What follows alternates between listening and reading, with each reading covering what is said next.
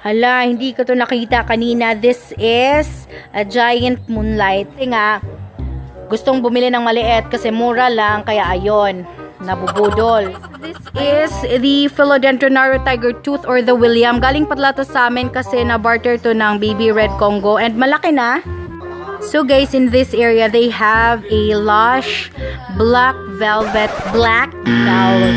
So guys, in this area, meron po silang lush na black velvet na allocation.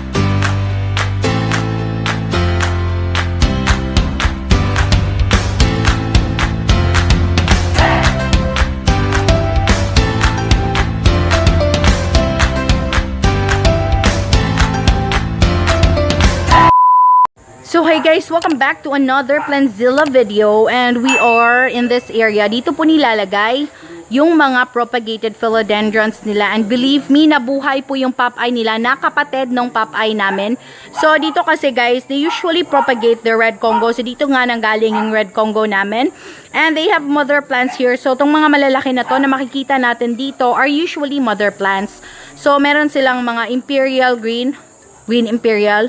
So, which is which, yun, meron sila dito. And they have babies here. I believe this is as well a mother burgundy.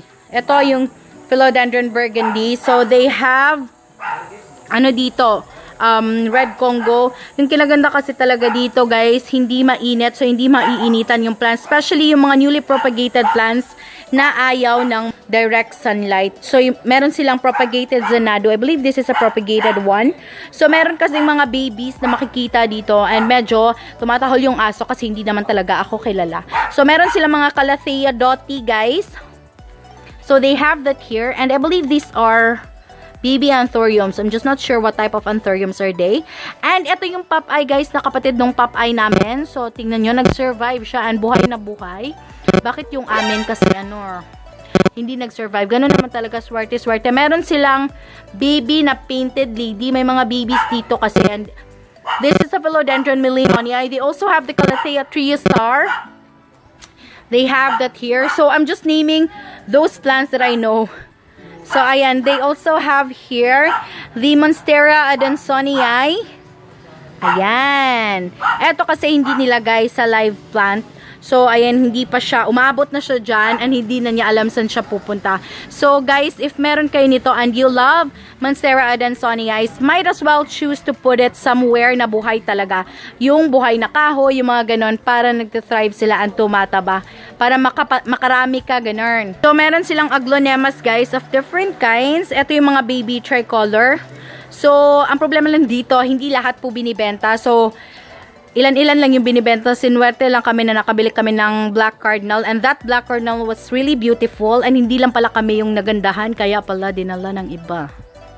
So ayan guys, they have tricolors here, and this is as well a lemon lime. So and marami silang lemon lime. I believe this is a green dragon or a William, I'm just not sure, but mas kamukha siya ng green dragon. Meron ding mga white knight dito. So marami palang white knight dito. Ayan, merong mga maliliit, mga babies pa. Mga baby red Congo na nandito. Kasi guys, pag newly propagated talaga, mas mabuti talaga na nilalagay dito kasi hindi siya nasasagi and hindi siya na-disturb. So talagang makaka-recover siya agad.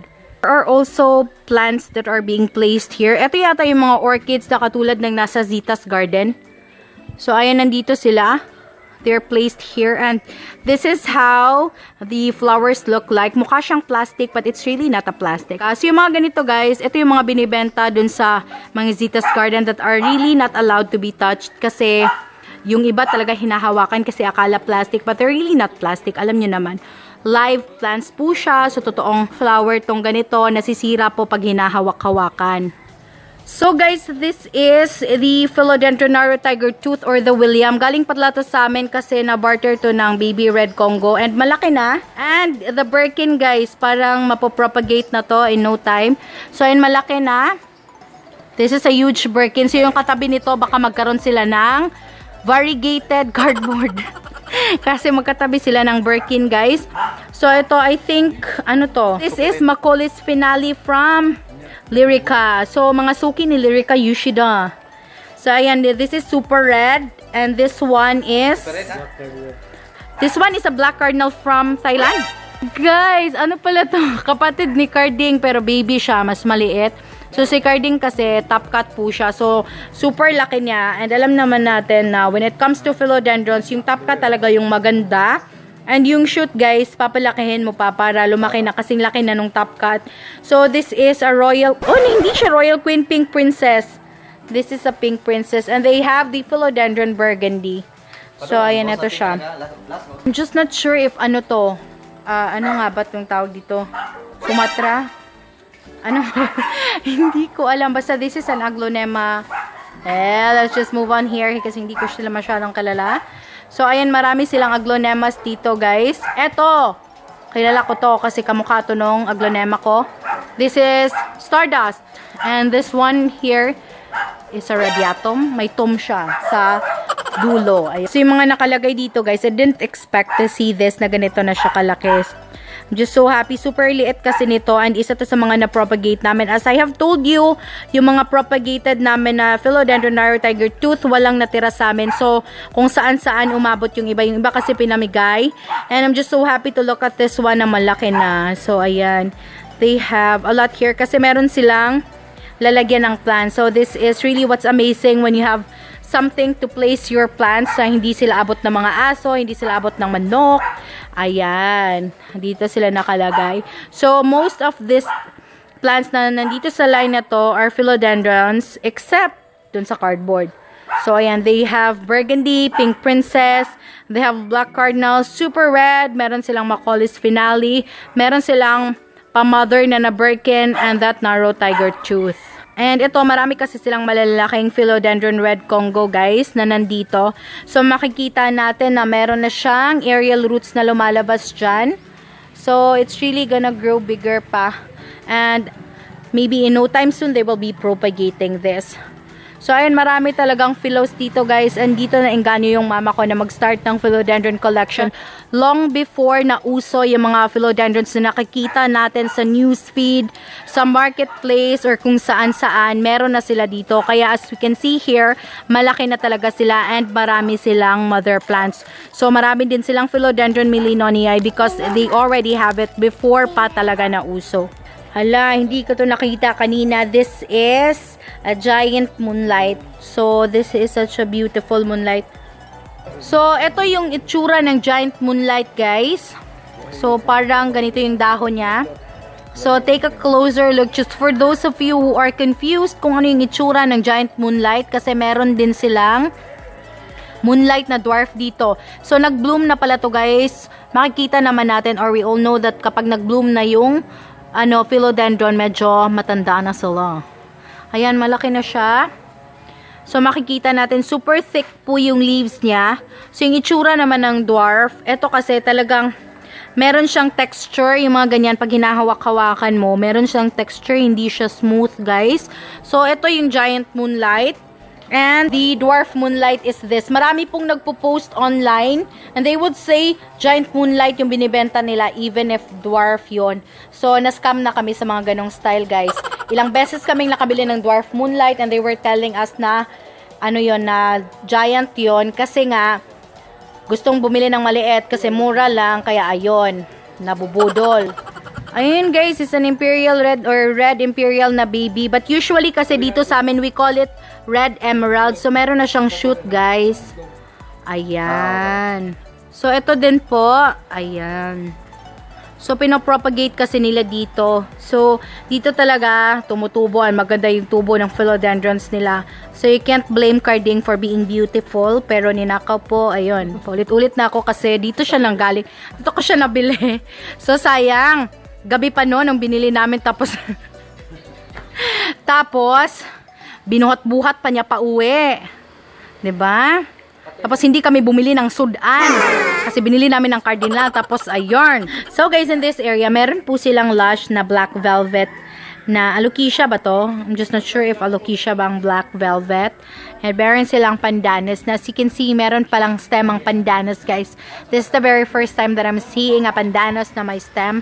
Kasi usually nakikita ko sila puro dahon. So ayan, siguro old na to.